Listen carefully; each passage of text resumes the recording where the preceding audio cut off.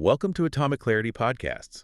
And today, we're embarking on a deep dive into a book many people think they know, Dr. Spencer Johnson's Who Moved My Cheese. Right. It seems simple on the surface, this little parable, but there are layers there, real depth that often gets missed. Absolutely. It's more than just a cute story. People credit this book with genuinely changing things for them. Careers, marriages, even lives. It offers these insights that, well, they can stick with you, help you navigate change with less stress, and hopefully find more success.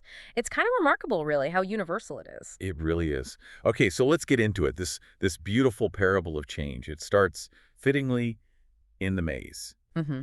And the maze isn't just like a literal maze, it's a metaphor, a big one.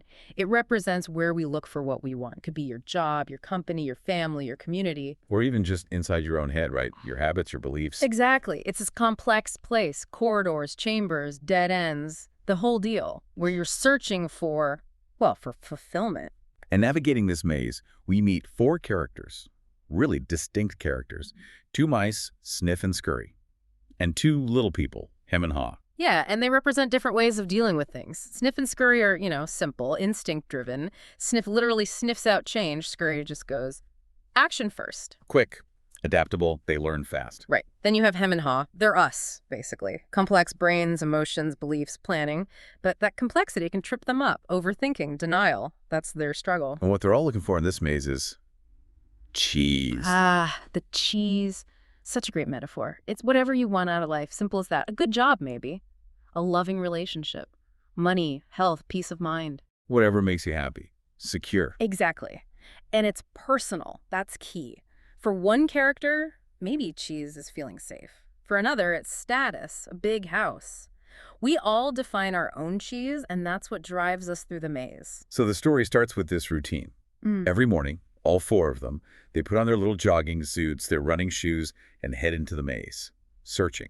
And Sniff and Scurry, they're pure trial and error. Sniff smells the general direction, Scurry races off. If a path is empty, boom, they turn around, try another, no overthinking. They keep their running shoes handy, right? Like tied around their necks, ready to go. Always ready. Hem and Haw, though, they use their complex brains. They try to develop, sophisticated methods, which sometimes works, but other times. Their beliefs, their emotions. Yeah, they get in the way. Cloud the judgment, make things way more complicated. Okay, so eventually, despite their different methods, they all find something amazing. Cheese Station C. Oh, yeah. Big time. A huge stash of cheese. Everything they could want. They're happy. They feel totally secure, like they've made it. Paradise found. And this is where the story really digs into human nature, doesn't it? The complacency. It really does.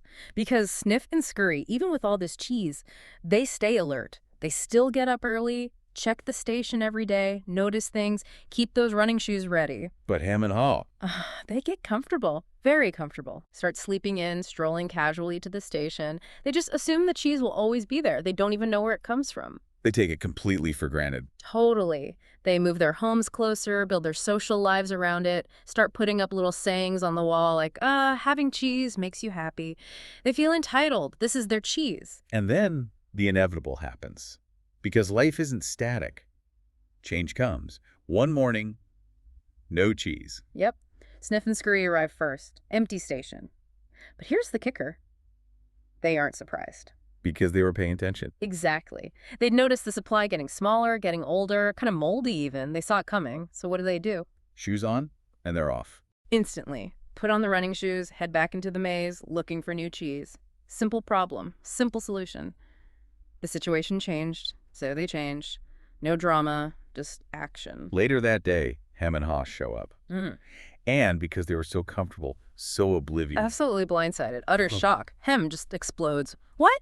No cheese? Who moved my cheese? It's not fair. Just yelling. As if yelling would bring it back. Right. And Haw is just frozen. Total shock. Can't process it. They go home that night hungry, discouraged. And Haw writes something really telling on the wall. What was that? The more important your cheese is to you, the more you want to hold on to it. Ooh, that really captures that attachment, doesn't it? It really does. And this denial doesn't just last one day, right? They get stuck. Oh, yeah. Stuck hard. They keep going back to the empty cheese station C day after day, hoping somehow the cheese will just reappear. Magical thinking. Totally. Hem doubles down on the blame game. It's someone else's fault. He feels entitled. Though. You start seeing little cracks in his denial. He's wondering, hey, what about Sniff and Scurry? Maybe they found something. That Ham doesn't want to hear it. No way. He digs his heels in, comes up with excuses. I'm too old for this. What if I get lost? I'll look like a fool. All fear-based excuses. And they even start doing busy work, right? Trying to chisel through the wall. Yeah, thinking the cheese is just hidden nearby. It's such a perfect picture of activity versus productivity. They're doing something, but it's completely pointless. Working harder at the wrong thing. So painful to watch. Hmm. How does Ha finally break free from that? What snaps him out of it? It's a fantastic moment. He just starts laughing at himself, at the absurdity of it all, doing the same thing over and over, expecting cheese to magically appear. He sees the folly. That's self-awareness, the ability to laugh at yourself. That seems crucial. It's the breakthrough. It detaches you from the fear, from the ego. And then he has to actually find his running shoes. They put them away thinking they were set for life. Wow. Symbolic. Very. And despite him begging him to wait, Ha knows he has to go. He leaves him with another message on the wall. Pretty stark this time. Which one? If you do not change, you can become extinct. Powerful stuff. The reality of staying put. So Ha finally steps out into the unknown maze. How does that go for him? It can't have been easy. It was incredibly hard. He keeps looking back, feeling the pull of that familiar empty station, but he pushes himself. He even writes another note, just for himself. What would you do if you weren't afraid? A question we could all ask ourselves more often. Definitely. He realizes some fear is okay, it gets you moving, but being so afraid you do nothing, that's the real trap. And the journey is rough. He's weak, hungry, progress feels slow. Like 2 steps forward, 1 step backward. But he keeps going. He knows it's better than staying put. He admits, yeah, I should have moved sooner, but also, hey, better late than never. He starts learning. Learning how? What does he realize? He realizes his complacency blinded him before. He didn't notice the cheese dwindling at Station C, so he makes a new rule for himself. Smell the cheese often, so you know when it is getting old. Pay attention to the small signs. Yeah. Be aware. Exactly. It's about monitoring your environment. Whatever your cheese is, don't wait for the crisis. He starts trusting his instincts again, a bit like the mice. What about those deeper fears, the ones that really paralyze people? Feeling lost, alone. He faces them. He acknowledges feeling lost, weak, scared of being alone. But he sees that his fearful beliefs are the real weight holding him down. And then comes a huge realization. Yeah. Movement in a new direction helps you find new cheese. Just the act of moving forward, even uncertainly, starts to open things up. And even more liberating, when you move beyond your fear, you feel free. Freedom comes from confronting the fear, not avoiding it. Precisely. It's a mental, emotional release as much as anything. So, moving forward, physically starts to change him internally too. How does his mindset shift? What about imagination? This is where his human advantage kicks in. When things get really discouraging, he doesn't just give up. He starts actively visualizing, painting vivid mental pictures of finding new cheese, enjoying it. Like really feeling it. Yeah. He realizes, imagining myself enjoying new cheese even before I find it leads me to it. It's not just daydreaming, it's creating a pull towards the goal. He rewrites his internal script. He understands that old ways of thinking won't get him anywhere new. Exactly. Old beliefs do not lead you to new cheese. And when you see that you can find and enjoy new cheese, you change course. He starts believing change is possible, even good. And then, success. He finds Cheese Station N. Yes, a huge new supply. And guess who's already there, enjoying themselves? Sniff and Scurry, of course. Of course. And Haas doesn't just eat, he celebrates. He makes a toast. Hooray for change. He gets it now. Change wasn't just necessary, it led to something better. A better situation, and importantly, a better version of himself. He learns from the whole experience, right? Reflects on it. Absolutely. He realizes laughing at his own mistakes was key. He admires the mice for keeping it simple and acting fast. But he also uses his human brain to learn, plan, and stay aware that change is constant. He doesn't get complacent again. No way. He adopts the mice's practicality, inspects Station N daily, even explores other parts of the maze. He's learned his lesson. Vigilance is key. But what about poor him? Does Ha just forget him? Not at all. As Ha journeyed, he kept leaving those handwriting on the wall lessons, hoping Hem would see them and follow. The story ends kind of open-endedly. Ha hears a noise in the maze. Hoping it's him finally moving. Yeah, hoping Hem finally decided to move with the cheese. It leaves you wondering, which is pretty true to life. Okay, so let's pull back from the story itself. What's the deeper meaning here, the philosophical core? Well, At its heart, it's this incredibly relatable mirror. It shows us how we as people, as teams, as companies react when things change. We all have a bit of sniff, scurry, hem, and haw in us, depending on the situation. Sniff spotting the changes early. Scurry jumping into action. Him resisting, denying. And haw, hopefully learning to adapt and even embrace it. The book sums up these lessons as the handwriting on the wall. What's the first, most fundamental one? It starts with the absolute baseline. Change happens. They keep moving the cheese. You just have to accept it. Change is constant. It's not an if, it's a when and how often. So step one is acceptance. What's next? Anticipate change. Get ready for the cheese to move. Don't just accept it passively. Expect it. Be proactive. Cultivate that readiness mindset. Okay, but how do you anticipate effectively? That leads straight to the third point. Monitor change. Smell the cheese often so you know when it is getting old. Pay attention. Notice the small shifts in your world, in your work, in your relationships before they become huge problems. Base like sniff, basically. Keep your senses alert. Exactly. And when you do notice change happening, the fourth lesson is crucial. Adapt to change quickly. The quicker you let go of old cheese, the sooner you can enjoy new cheese. Don't get stuck mourning what's gone. Right. Letting go is key. The longer you cling, the longer you suffer, and the longer it takes to find the new opportunities, move on. Which brings us to number 5. Change. Move with the cheese. This sounds obvious, but what's the real power in just moving, even if you're scared? The power isn't breaking the paralysis. Movement itself creates momentum. It combats fear. Even small steps in a new direction start revealing paths you couldn't see when you were standing still, frozen by anxiety. So it's not just about reaching the destination, it's the act of moving itself. Definitely.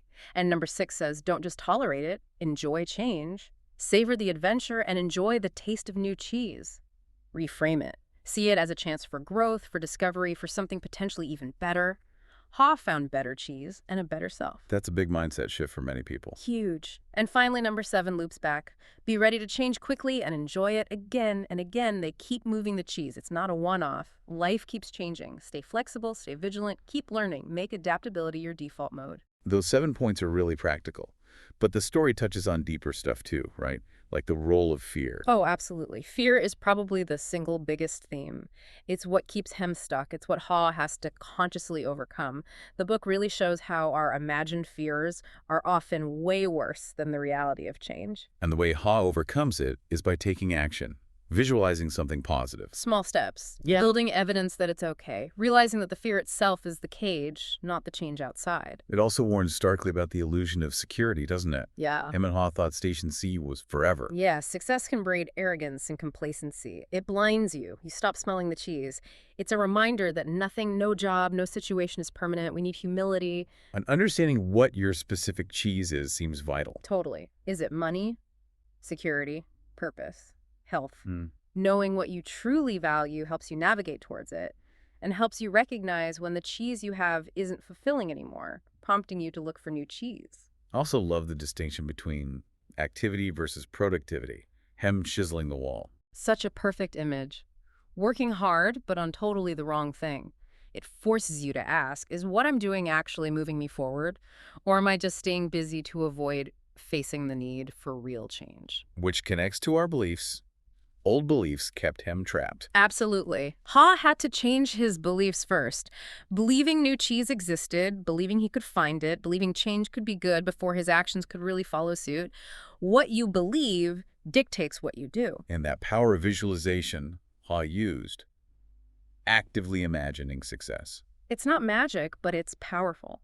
It creates a positive mental state, reduces fear, and literally pulls you towards your goal. It gives you something to move towards. Ultimately, it seems to come down to personal responsibility. Yes, no one could drag him out of that station. Ha had to find his own courage, his own motivation. Change is an inside job, fundamentally. You also see peer pressure at play, or maybe group dynamics. Hem reinforcing Hem's fear. Right.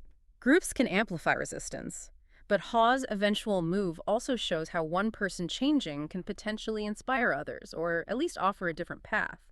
A shared vision helps, but often it starts with one person being brave. And finally, this idea that change can actually be a blessing. The thing we resist might be the best thing for us. Yeah, losing the old cheese, however painful, might push you towards something far better than you could have imagined. Hindsight often reveals that. So for everyone listening, it's worth thinking, which character do you tend to be when faced with change? In your job, your relationships, your health? And maybe look beyond yourself too. Are there hems or haws in your team, your family? Are you collectively smelling the cheese, or are you all kind of hoping it won't run out? How could you be more proactive, monitor those subtle shifts? What old cheese might you be clinging to? And what new cheese could you start imagining for yourself? Because the story isn't just about getting through change, it's about thriving, finding more happiness, feeling more in control, even when things feel uncertain. It reminds us, doesn't it? Change is the only constant. Our ability to adapt, well, that's everything. Mm-hmm. So the real question isn't if your cheese will move, it's when. And, maybe more importantly, how will you choose to react? Which character will you embody? Will you resist or will you move with it? Maybe even learn to enjoy the ride. Thank you for watching Atomic Clarity Podcasts.